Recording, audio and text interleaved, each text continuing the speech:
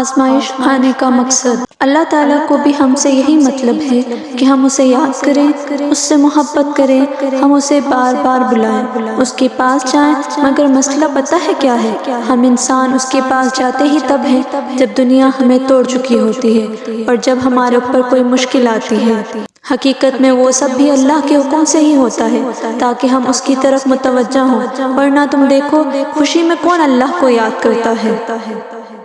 بلکہ ہم تو سب سے زیادہ ناراض ہی اسے اپنی خوشی کے مواقع پر کرتے ہیں۔ سمجھ رہے ہو نا ان آزمائشوں کے آنے کا مقصد؟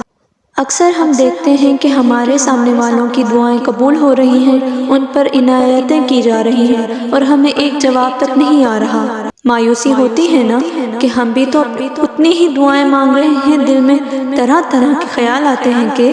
شاید اللہ تعالیٰ کو ہم سے محبت ہی نہیں، اللہ تعالیٰ ہمیں دینا ہی نہیں چاہ رہے، یا شاید ہماری دعائیں ہی نہیں پہنچ رہی۔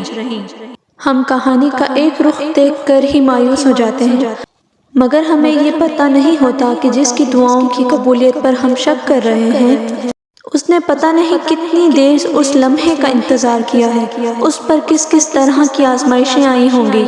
اللہ تمہیں تمہاری دعاؤں سے آزماتا ہے، وہ تمہیں ہر اس چیز سے آزماتا ہے جو تمہاری دعاؤں کا حصہ ہوتی ہیں، کیونکہ دعاؤں میں وہی رہتے ہیں جن سے تمہیں بے پناہ محبت ہوتی ہے۔ تم سوچ رہے ہوگے کہ جب دعائیں معجزوں کے لیے بنائی گئی ہیں تو پھر اللہ انہیں تمہارے لیے آزمائش کیوں بنا دیتا ہے؟ وہ ایسا اس لیے کرتا ہے کیونکہ دعائیں توکل کی دلیل ہوتی ہیں، اور اللہ کہتا ہے کہ تمہیں کیا لگتا ہے کہ تم کہو گے کہ میں ایمان لایا اور تمہیں آزمایا نہ جائے گا؟ جب تم یقین کا دعویٰ کرتے ہو تو سب سے پہلے اس یقین کی گواہی تمہارے دل سے لی جاتی ہے، اس لیے ہر اس شے کو تم سے دور کر دیا جاتا ہے جس کے بغیر تمہارا دل دھڑکنے کا تصور بھی نہیں کر سکتا۔